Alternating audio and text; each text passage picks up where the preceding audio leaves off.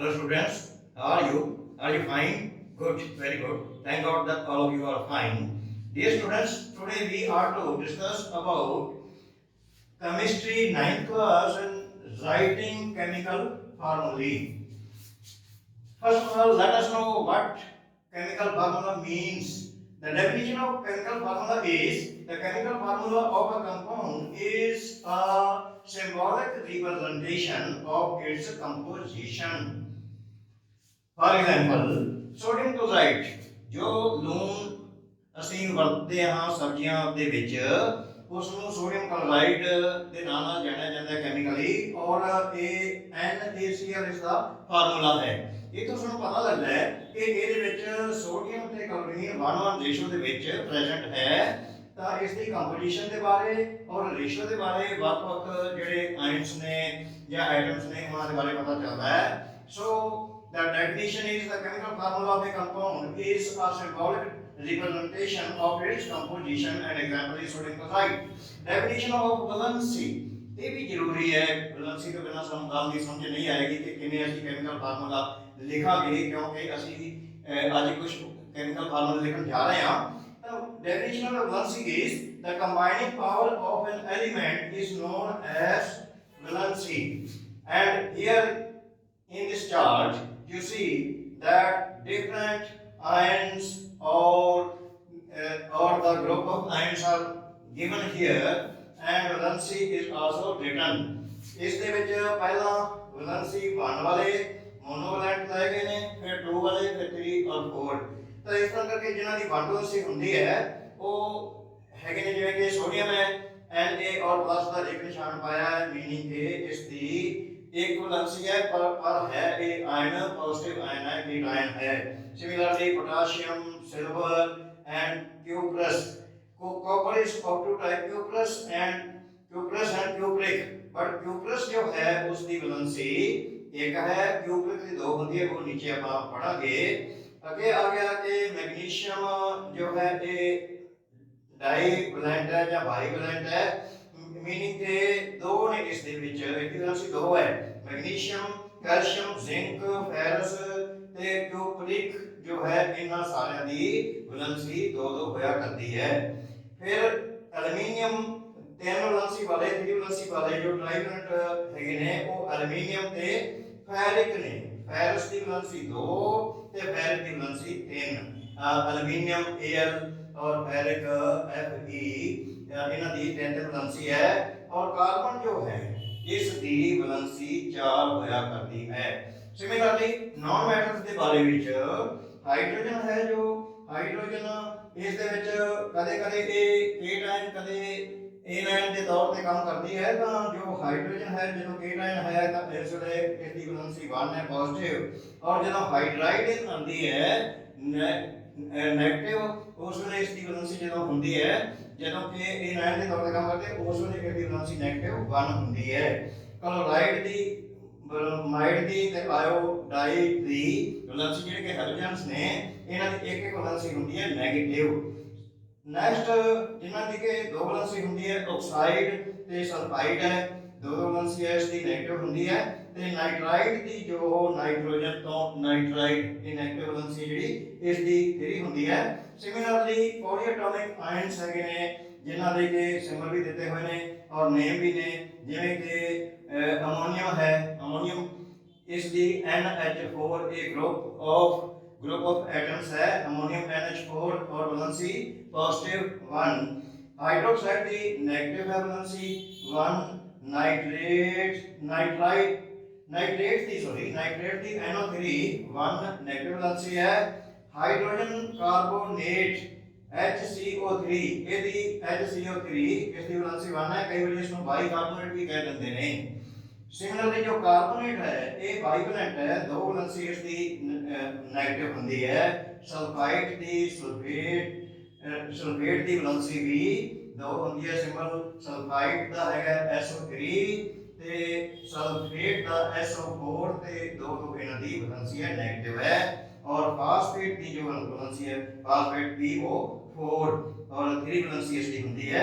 तो इस तरह करके जो सानू वैलेंसी का पता चल गया केमिकल फार्मूले का भी उसकी डेफिनेशन की है पता चल गया after that we can write the chemical formula of a compound पर किवें लिखा जाना है वो आपां डिस्कस करांगे असीं कुछ फार्मूले इत्थे लिखांगे ते फिर उस दे नाल की है तुहानूं पता चल जाएगा कि how to write the chemical formula let us proceed further dear students before proceeding further there is a question on my part that if you are new to the YouTube channel you should subscribe my YouTube channel that is Horizon to Zenith. Let us write some formula one by one.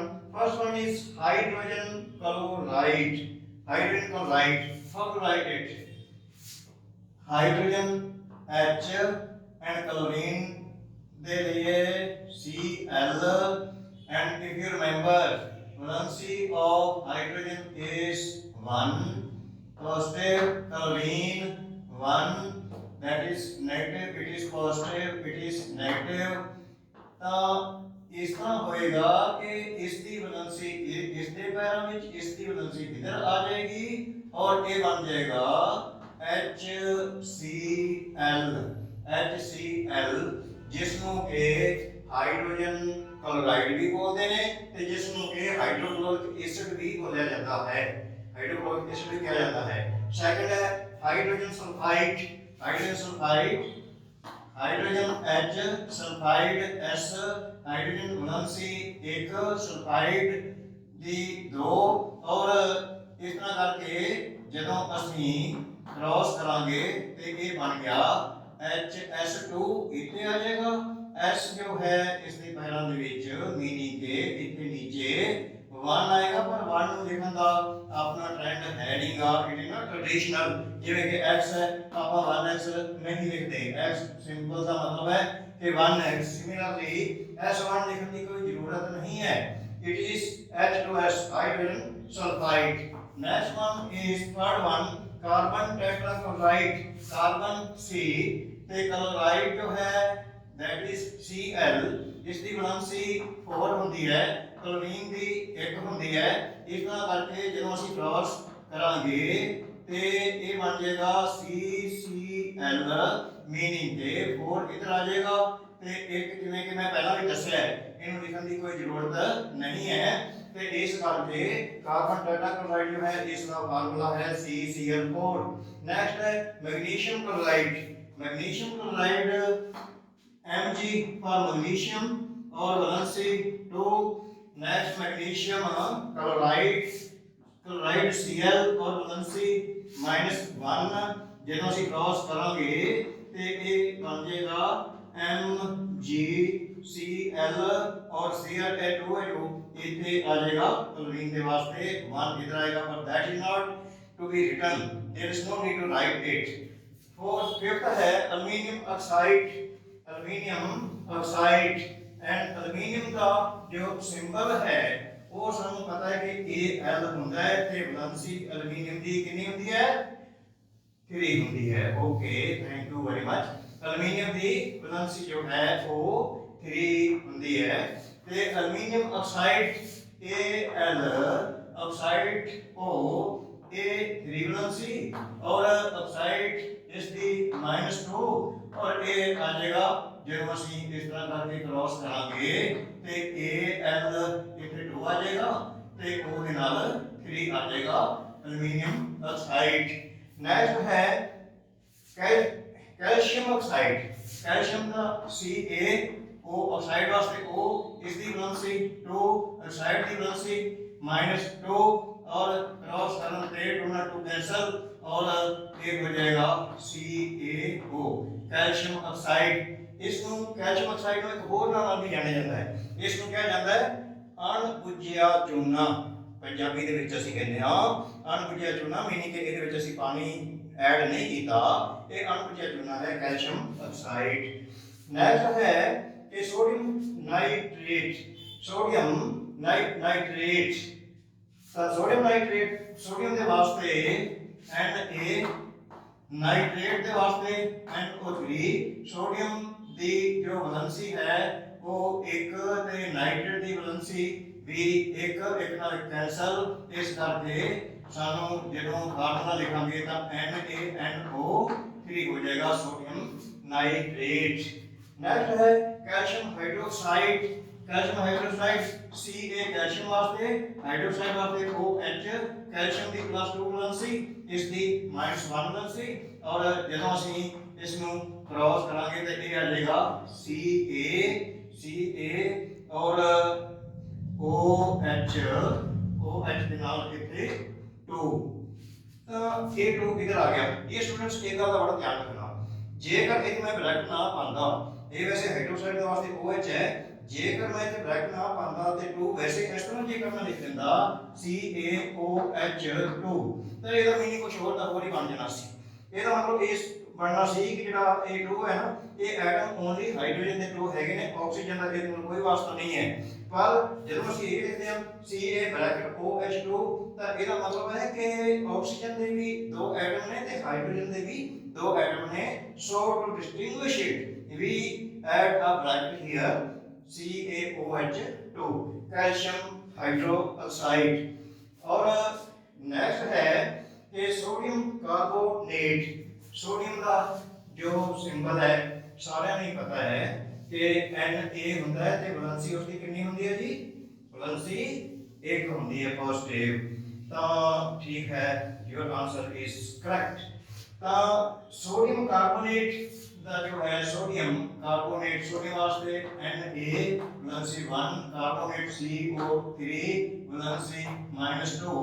ਜਦੋਂ ਅਸੀਂ ਇਸ ਨੂੰ cross करांगे तो ये बन जाएगा NaCO3, एक इधर आ जाएगा, A2 जो है इथे 2 इथे आ जाना है, ये बन जाना है Na2CO3 sodium carbonate, sodium carbonate. और लास्ट है aluminium sulphate. Aluminium sulphate, aluminium Al और वैलेंसी 3 प्लस सल्फेट SO4 और इसकी वैलेंसी -2 होती है। तो ਜਦੋਂ ਅਸੀਂ ਇਸ ਨੂੰ क्रॉस करांगे तो ये बन जाएगा Al2SO4 and 3।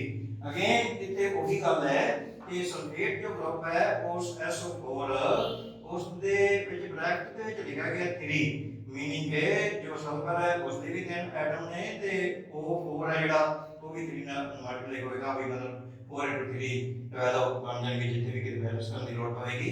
तो इस प्रकार जो ने फार्मूले लिखे जाते हैं। तो इन्हां सारियां गल्लां तो एक गल तुहानूं बिल्कुल स्पष्ट हो गई होवेगी, वो की कि जदों असीं कोई भी फार्मूला लिखना है तो पहला उसका पॉजिटिव आयन है जेड़ा वो लिखिया जावे। जिवें कि इस केस दे विच तुसीं देख लो कि एल्युमिनियम